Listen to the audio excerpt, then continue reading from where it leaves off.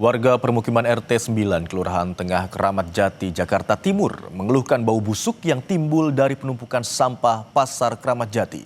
Berada persis di belakang area pembuangan sampah sementara, warga mengaku mencium aroma busuk setiap hari. Kesehatan warga pun mulai terganggu. Lantas, harapan warga apa? Dan berikut liputan jurnalis Kompas TV Niputu Tisnanda dan juru kamera Roy Ilman dari Jakarta Timur. Saudara, saya sedang berada di salah satu kawasan di mana kalau Anda lihat di belakang saya, ini ada permukiman yang cukup padat, ada area yang juga biasa digunakan anak-anak untuk bermain bola, begitu ya. Tapi ada sesuatu yang berbeda suasananya ketika saya membalikkan badan saya. Kalau di sebelah kiri ini adalah permukiman padat, tapi di sebelah kanan saya ini adalah tumpukan sampah yang cukup tinggi yang merupakan hasil atau sisa dari aktivitas perdagangan di Pasar Keramat Jati.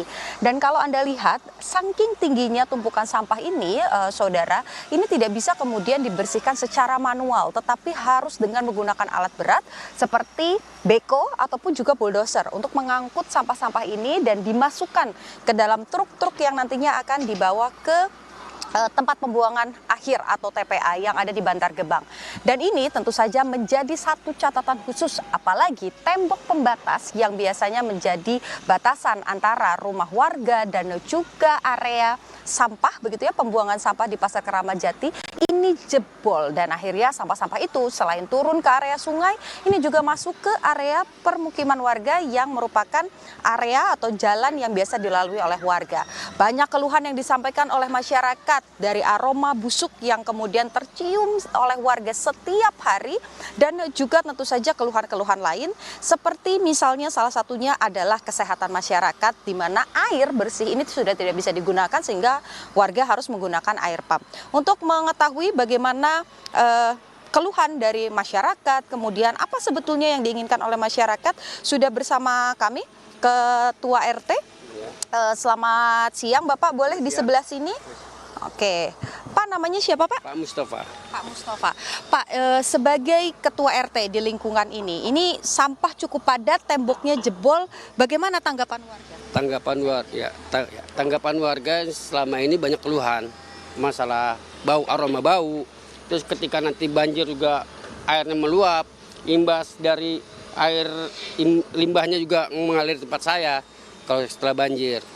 Udah sekian, ada 5 bulan yang lalu sampai sekarang ini juga banyak keluhan gitu. Tapi kalau kondisinya sendiri Pak, ini kan sampahnya cukup banyak ya, menggunung. Nah, itu sudah biasa terjadi dari dulu atau ini memang paling parah selama 5 bulan terakhir? 5 bulan terakhir paling parah ini. Yang sebelumnya nggak pernah. Tapi hanya baunya aja. Kalau untuk padatnya sampah ini lebih parah ini. Harapan warga sih biar sampah jangan terlalu numpuk di sini. Tiap hari kalau bisa diangkut semua, kayak kemarin contohnya gubernur datang, itu bisa bersih seharian. Nah, bahkan wangi tempatnya. Kok tiba-tiba setelah lepas dari pantauan gubernur ini menumpuk lagi.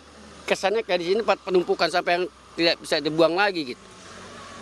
Jadi harapannya adalah sampah-sampah ini diangkut bersih. Betul, begitu ya, jadi masyarakat bisa beraktivitas seperti biasa.